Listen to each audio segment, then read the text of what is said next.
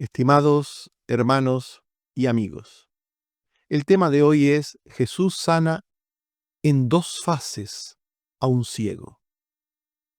El relato de la sanidad del ciego de Betsaida es uno de los episodios más singulares del ministerio de Jesús, porque es el único milagro realizado en dos fases, de manera gradual. Esta característica no es un detalle menor, sino una ventana hacia la manera en que Cristo obra en sus discípulos. La escena ocurre en un momento crítico. Los discípulos acaban de mostrar torpeza espiritual, poca memoria y una fe inestable.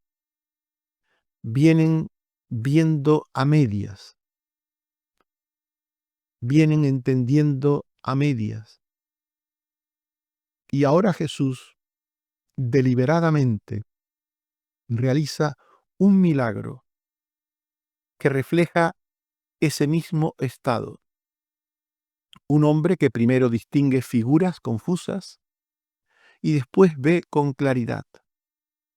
El Señor lo toma de la mano, lo aparta de la multitud y trabaja en él con ternura.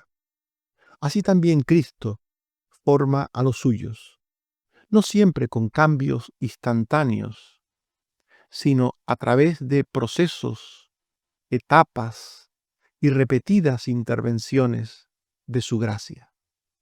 La sanidad del ciego es un espejo de nuestra propia vida espiritual, de la ceguera a la visión parcial y de la visión parcial a la visión total, a la madurez. Hablemos de la primera fase de la sanidad del ciego de Betsaida. En Betsaida, un ciego fue llevado a Jesús por personas cercanas a él. El hombre no podía llegar a Jesús por sí mismo. Esto nos muestra la incapacidad humana, no solamente en este caso a nivel físico, sino también a nivel espiritual.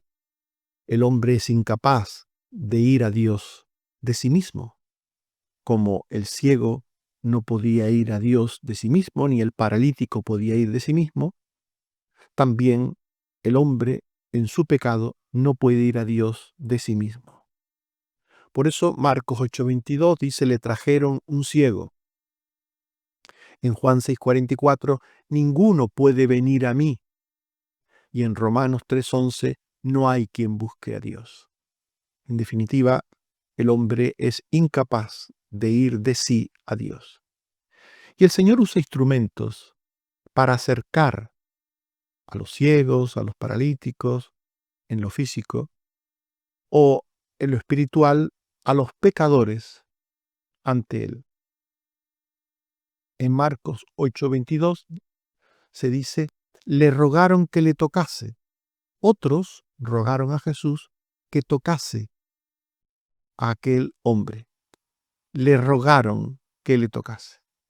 Juan 1:45 al 46, Felipe halló a Natanael y le dijo, hemos hallado a aquel de quien escribió Moisés y los profetas, a Jesús.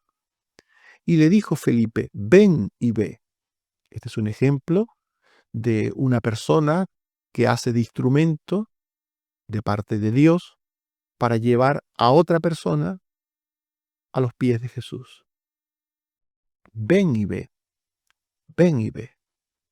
Es un ejemplo de persona que habla del Señor a otros para que esos otros vengan a escuchar, a oír la palabra de Jesús. Y Jesús, tomando por la mano al ciego, una vez que estuvo delante de él, le sacó fuera de la aldea. Esto no era frecuente en Jesús, hacer esto así, de esta manera, pero lo hizo. Cristo quería mostrar su ternura a aquel ciego. Cristo es tierno con los pecadores. Marcos 8:23, entonces tomando la mano del ciego. Cuánta ternura de parte de Jesús. Cristo quería evitar la publicidad innecesaria en esta fase de su ministerio. Todavía no había llegado la hora del enfrentamiento total con la religión judía, con los fariseos, con los escribas. Por eso Cristo procura actuar en la intimidad, no busca la gloria humana, nunca buscó la gloria humana, buscó la gloria del Padre, no la gloria propia. Y Cristo dice, Marcos 8:23, que le sacó fuera de la aldea. Quizás lo hizo porque preveía la incredulidad posterior que tendría Betsaida. En Mateo 16:21 se dice, ay de ti, Betsaida, porque si en Tiro y en Sidón se hubieran hecho los milagros que han sido hechos en vosotras, tiempo ha que se hubieran arrepentido. ¿Lo hizo por esto? ¿Lo hizo porque preveía que en Betsaida habría una actitud de mucha incredulidad hacia él? No sabemos exactamente. Pudo ser por esto. El Señor hace cosas hoy que nosotros no entendemos. El Señor hace cosas hoy en nosotros por lo que prevé que pasará o haremos mañana. El Señor tiene un concepto del tiempo y de las cosas que pasan distinto al nuestro. Nosotros no vemos más que lo que tenemos delante, pero Jesús ve mucho más allá. Sabe el corazón del hombre y las cosas que han pasado, las cosas que pasan y las cosas que pasarán. Él lo sabe todo. Por tanto, esto no fue un acto casual.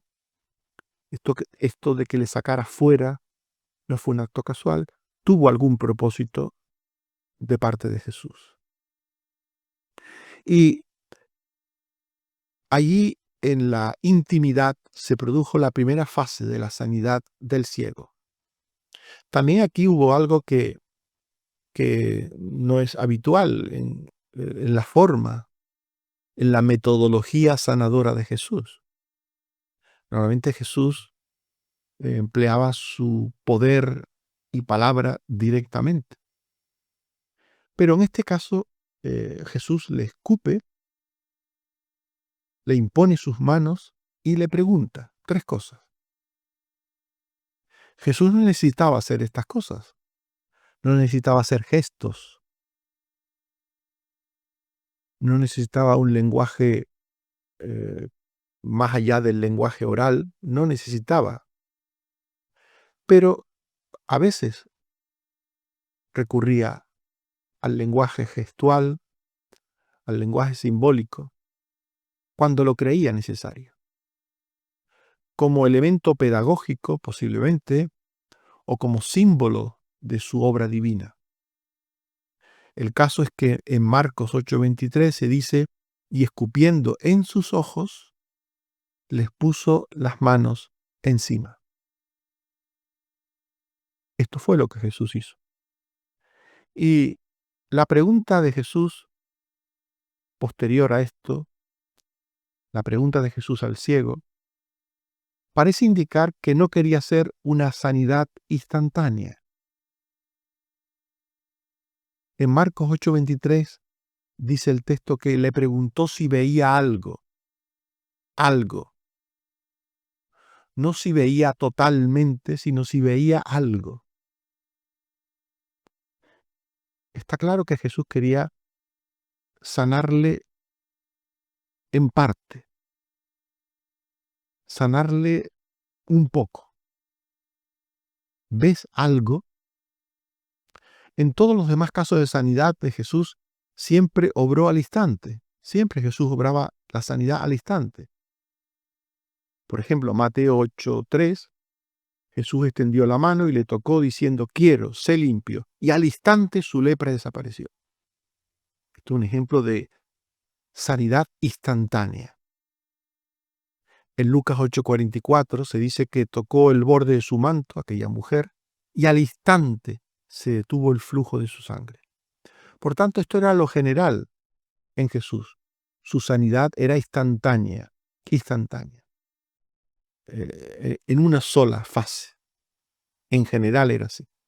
Pero en esta ocasión, Jesús no quería que fuera así.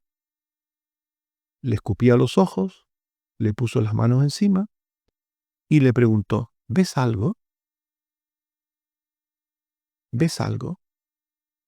Por tanto, este texto muestra que el Señor no siempre quiere restaurar de golpe, no siempre, sino de forma procesual. El ciego no recuperó toda la visión al instante. Vio a medias, solo a medias. Marcos 8:24.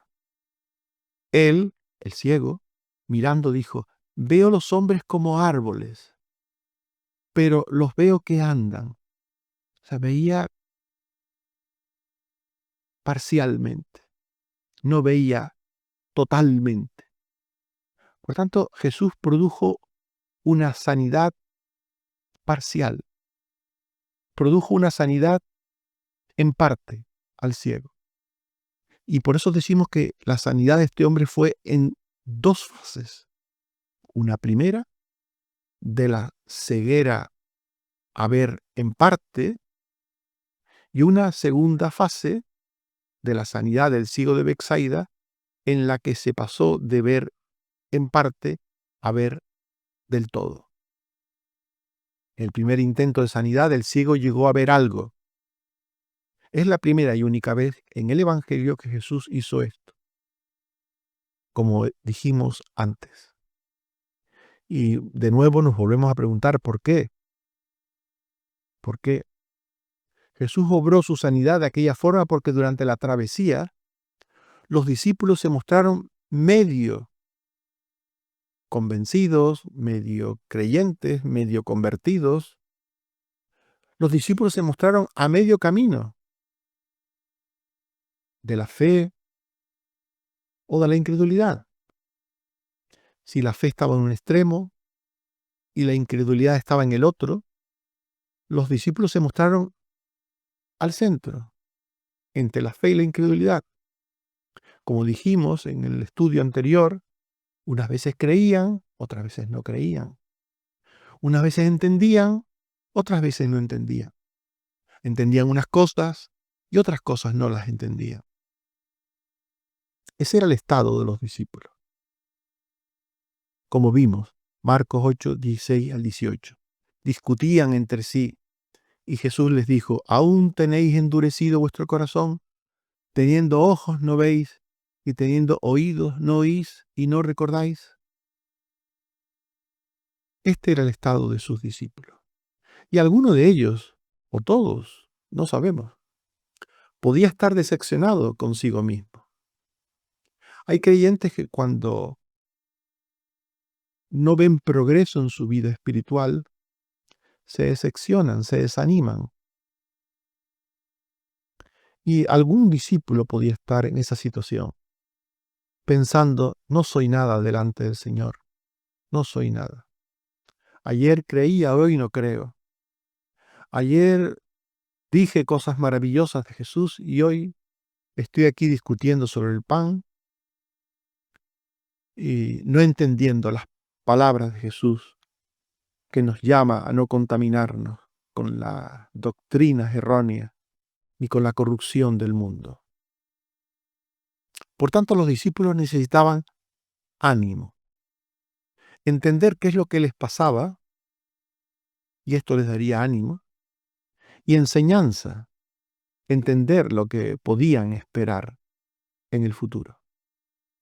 Así que es por eso que Jesús decidió sanar al ciego en dos fases, para mostrar que en general la obra redentora conlleva las fases propias de todo tipo de crecimiento. Mirad, en 1 Corintios 3, 1 al 3.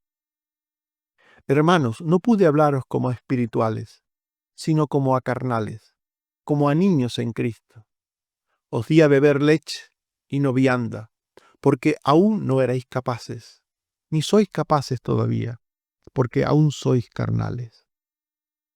Un creyente que ha sido tocado por el poder y la gracia de Dios, que ya es creyente, ya es salvo, ya es hijo de Dios, no necesariamente en el momento en que es hecho creyente por Dios, pasa a ser un adulto espiritual, a ser una persona madura, sabia, que lo entiende todo, que lo comprende todo. No. A veces los creyentes, los convertidos por Dios, llevados por Dios a la fe, por el Espíritu Santo, a una nueva vida, pasan por fases de niñez a madurez, de niñez a adultez. Los recién convertidos son como niños, inmaduros e incapaces, viendo a media. Hay un aspecto de la niñez positivo que Dios nos dice que tenemos que imitar o procurar ser como niños, en lo de ser mansos, humildes, dependientes de Dios, confiados, creyentes. Y hay un aspecto de la niñez negativo que el Señor no quiere que esté en nosotros. Y es esa inmadurez, esa incapacidad, esa actitud de cierta rebeldía, de cierta dureza a entender, a obedecer. Por tanto, hay un aspecto de la niñez positivo y un aspecto de la niñez negativo. Y no nos extrañe que a veces la Biblia nos diga que tenemos que ser como niños, refiriéndose a los aspectos positivos de la niñez, y otras veces nos diga que si somos como niños, pues eso no es bueno. Se está refiriendo a aspectos negativos de la niñez. En 1 Corintios 13, 11 al 12 se dice: cuando yo era niño, hablaba como niño, pensaba como niño, juzgaba como niño. Mas cuando ya fui hombre, dejé lo que era de niño. Ahora vemos por espejo, oscuramente, mas entonces veremos cara a cara. Este texto lo aclara todo. Y aclara la situación de los discípulos. Los discípulos eran creyentes, claro que lo eran. Amaban a Jesús, claro. Pero eran niños en el aspecto negativo de la niñez. Eran inmaduros, incapaces, hablaban como niños, juzgaban como niños, muchas cosas. En otras cosas, como niños, creían grandes cosas. Pero en esta ocasión, como niños, en lo negativo, pues discutían por lo material, por el pan, y dejaban de entender a Jesús, las enseñanzas que les daba. Por eso dice Pablo, ahora vemos por espejo, oscuramente. Los espejos de entonces no eran como los de hoy, de cristal, con una capa de plata detrás. Los espejos de entonces eran de un latón bruñido, en el que la gente se veía parcialmente. Cuando dice la Biblia, ahora vemos por espejo, está hablando de una visión parcial. Nos vemos por espejo quiere decir que nos vemos, sí, pero no como si fuera un espejo de los de ahora. Nos vemos oscuramente. Un niño ve, sí, pero ve oscuramente. No ve las cosas nítidas, claras. Así eran los discípulos. No veían las cosas cara a cara. Ese era el estado de los discípulos. Eran niños espirituales, eran niños en la fe, eran niños en el entendimiento, eran niños en la práctica y obediencia de la palabra. Por eso, para mostrarles que ellos tenían una situación semejante a la del ciego sanado en esa primera fase de vista parcial, de ver algo, ahora Jesús va a dar al ciego otra segunda fase de la sanidad, en la que el ciego recuperará totalmente la vista y verá claro. Esta forma intencionada de obrar por parte de Jesús en su primer milagro en dos fases era una enseñanza del Señor para sus discípulos y para todos los que son como ellos. Una enseñanza muy necesaria en aquel momento. Marcos 8:25. Luego le puso otra vez las manos sobre los ojos al ciego que ya veía algo, y le hizo que mirase, y fue restablecido, y vio de lejos y claramente a todos.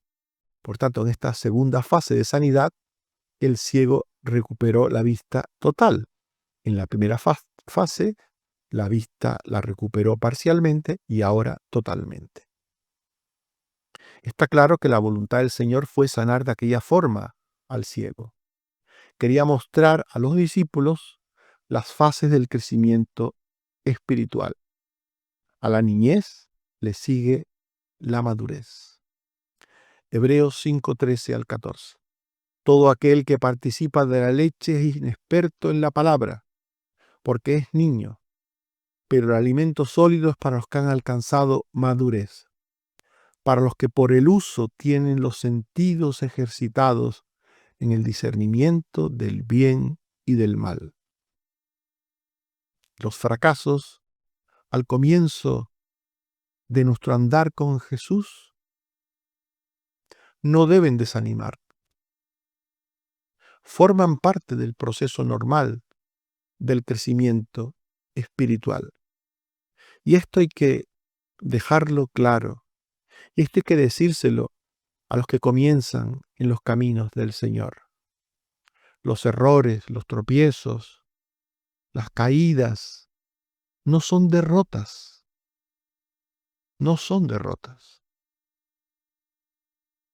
Porque después de la caída viene el levantamiento. El levantamiento. El levantamiento que da paso a una etapa de gracia aún mayor. Juan 21:17. Le dijo la tercera vez: Simón, hijo de Jonás, ¿me amas? Pedro se entristeció de que le dijese la tercera vez: ¿me amas? Y le respondió: Señor, tú lo sabes todo.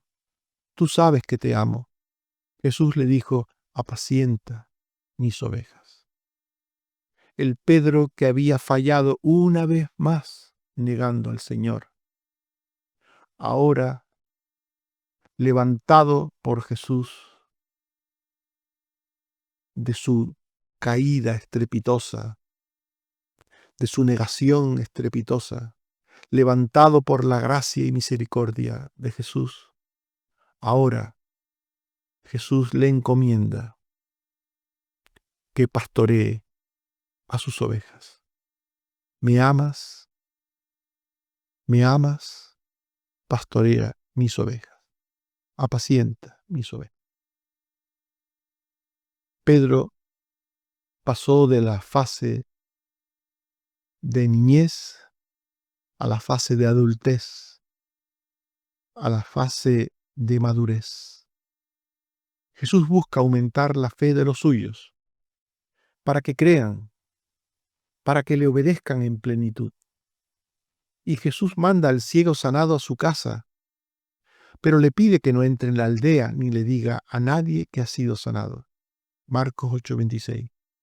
Y lo envió a su casa diciendo: no entres en la aldea, ni lo digas a nadie en la aldea.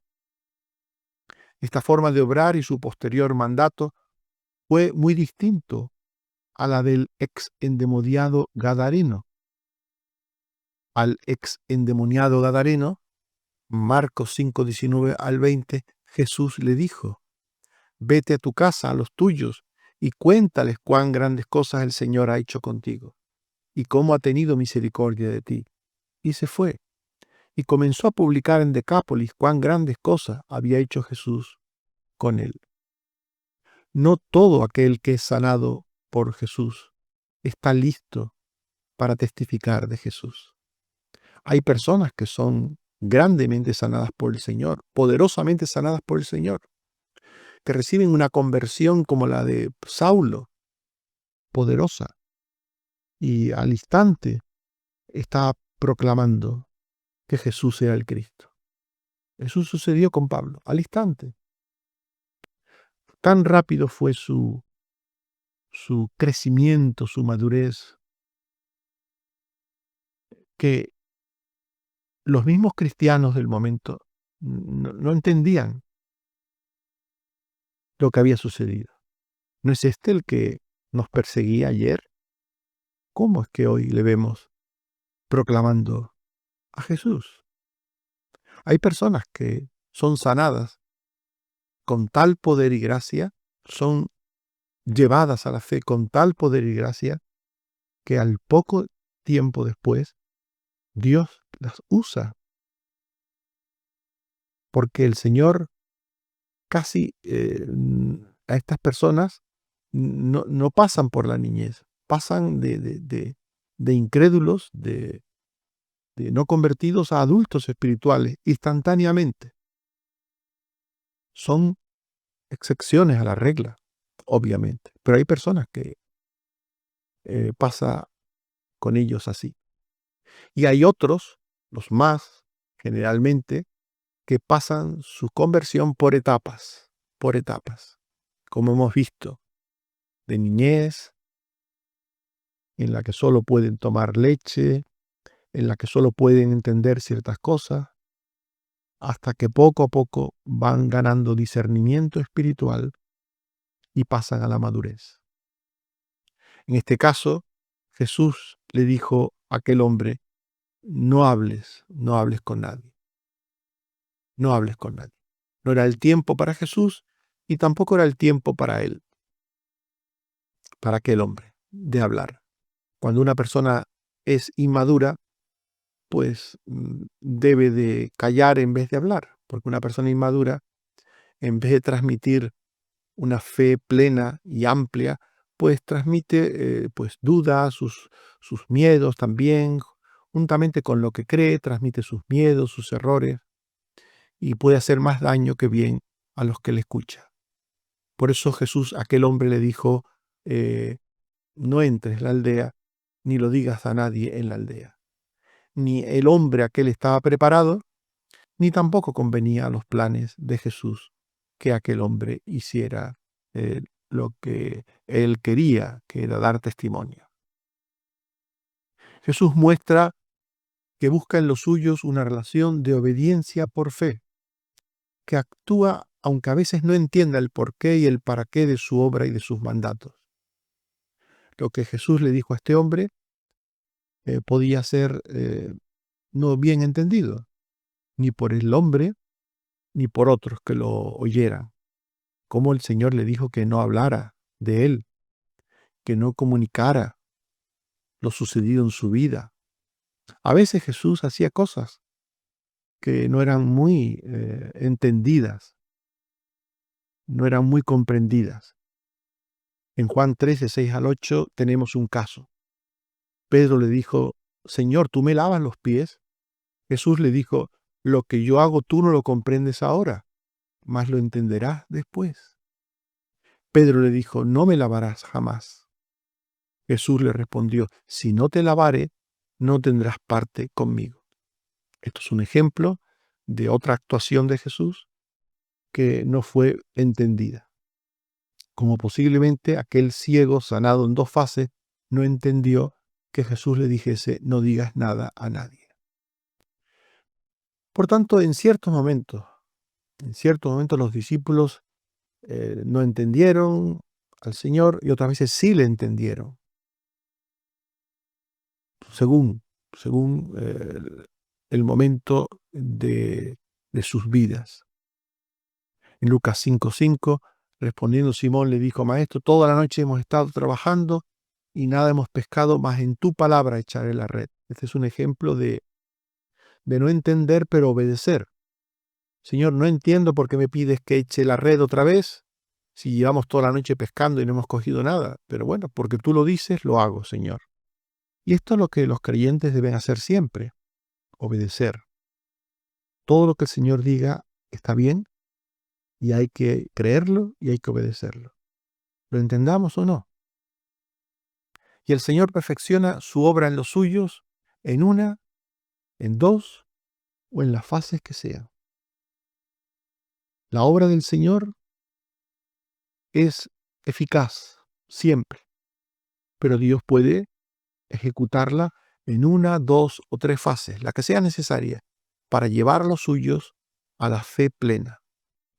Filipenses 1:6.